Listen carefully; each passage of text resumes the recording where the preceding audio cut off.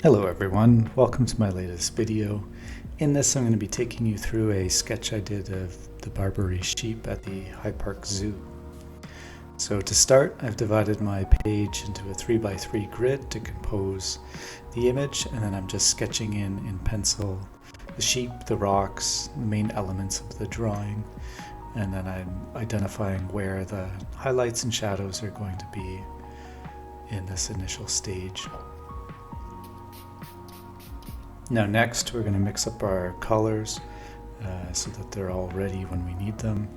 I'm using a lot of raw sienna, yellow and brown ochre.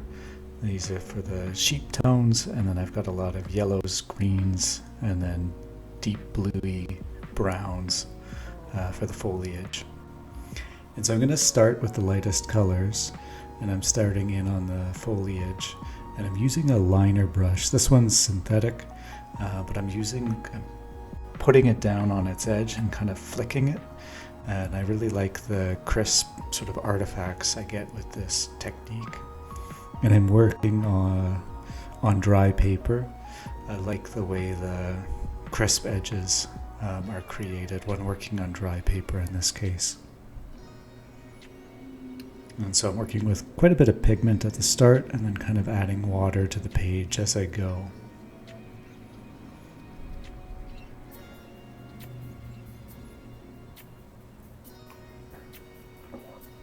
And then while the paint is still wet, I do like to add in a bit of the darker browns and blues while the page is still wet from that initial application.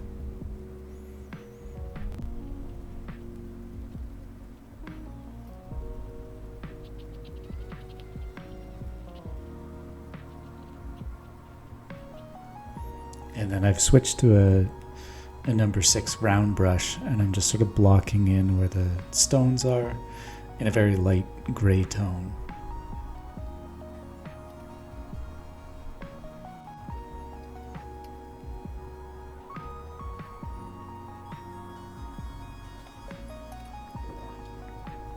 And now I'm just adding some detail. I want to bring these leaves into the foreground later in the painting.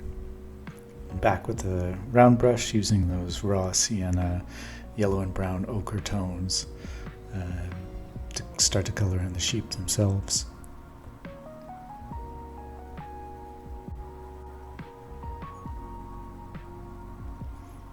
And I alternate between the round brush and the liner brush in doing this. I've done the initial wash with the round brush, just getting a nice spread of tone, and then I'm using the liner brush to try to poke in some of the shadows of the sheep, and then try to define some of the grass poking through.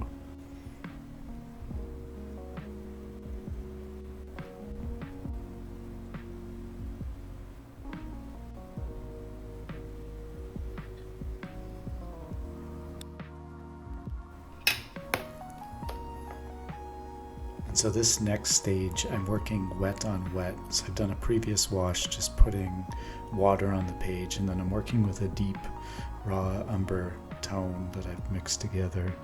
And I'm just sort of poking in the pigment and letting the wet on wet spread the pigment around.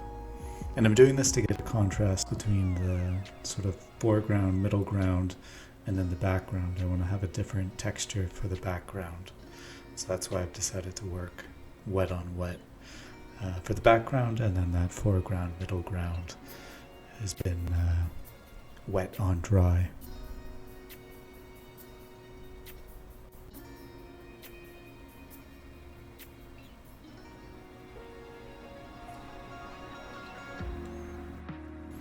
And you'll notice that I've flipped the canvas upside down.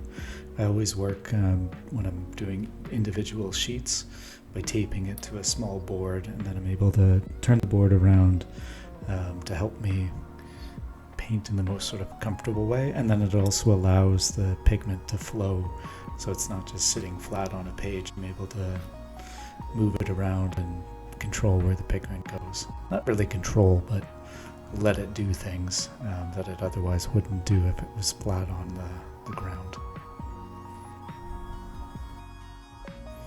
And then I've decided to flick in a little bit of pigment, some blue and some reds, while that background layer is still wet.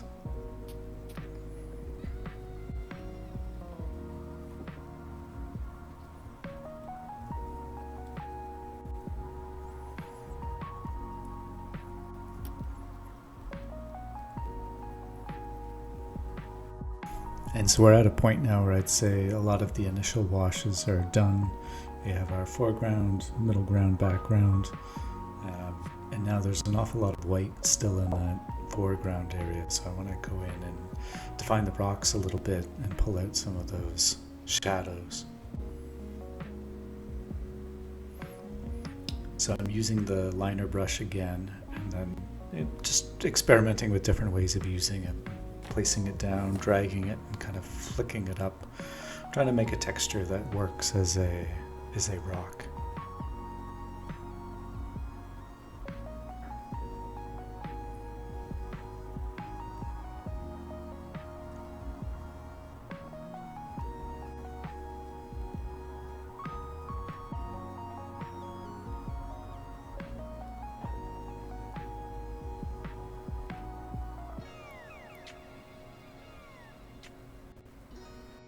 And then I'm using the round brush again to add some of the shadows underneath the rocks.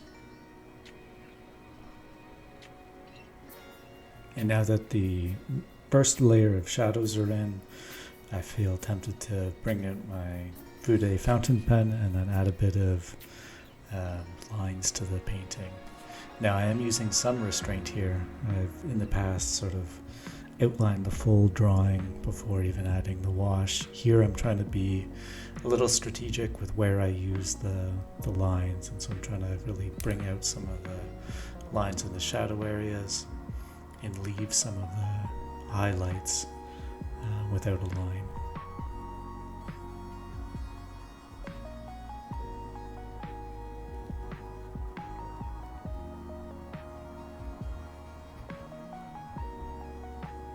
And I suppose I'm doing this because I'm an architect, so we learn with lines.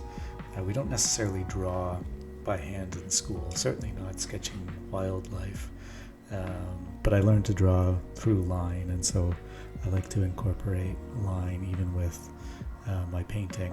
And I'm finding that now that I'm getting into watercolors, I find that some of the watercolor techniques and especially wet on wet, letting watercolor do its thing is almost antithetical to working with lines. So I'm trying to find a balance in how I approach sketches, because I still like the idea of sketching and then adding the watercolor to really make the sketches more lively and dynamic. I'm particularly fond of the work of Daniel Pito Campos, and he's very much, I don't think he uses lines at all. It's very much embracing the medium of watercolor, and so I'm sort of chasing that in what I'm doing these days. And so now we're adding some of the much more powerful shadows. We added a branch in the foreground with a very pigment heavy line. Almost with a dry brush, you could see some of the pigment breaking up, and I want to have that happen in the foreground as another way to add layers to the drawing. Now I'm kind of poking away, trying to have the shadow define the leaves that are in front of the rock overhang.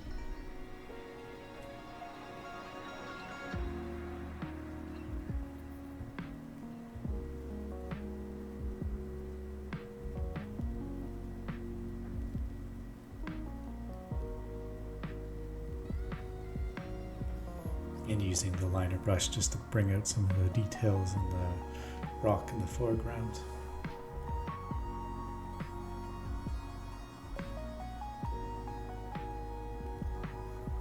And I love this tone of yellow.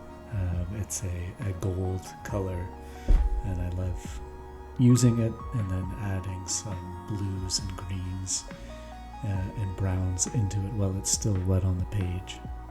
So I wanted to make the foliage a little bit richer, and so that's where I've brought out this gold tone a bit more. So the initial wash was fairly watery, and then I'm putting a lot of pigment on my brush to get those more pigment saturated strokes.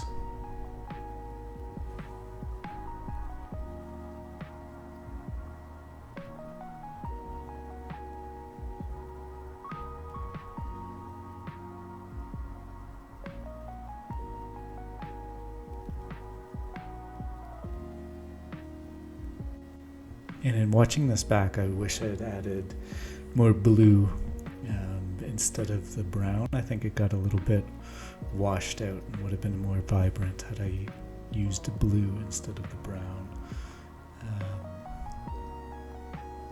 Sort of tapping it into the gold that was already on the page. But this is all about learning in the process.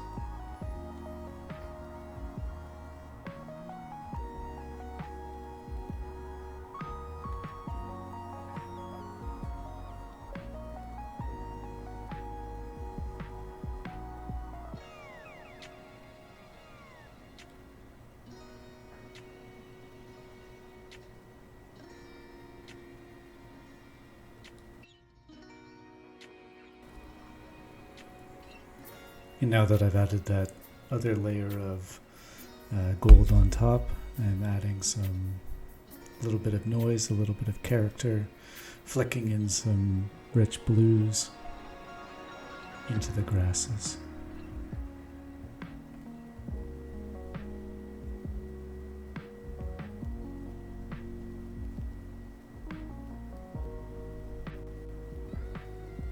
And then into the leaves that are in the foreground.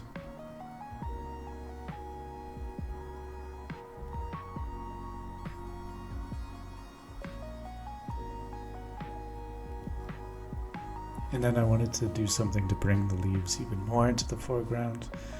So I added a light blue drizzle to mix with that gold color and try to give some more rich vibrant greens to the foreground of the painting.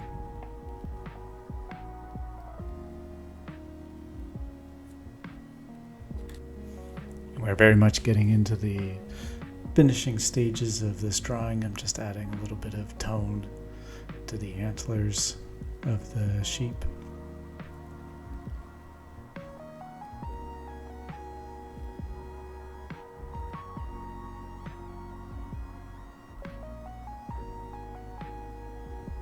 And if you've made it this far, thank you so much for watching.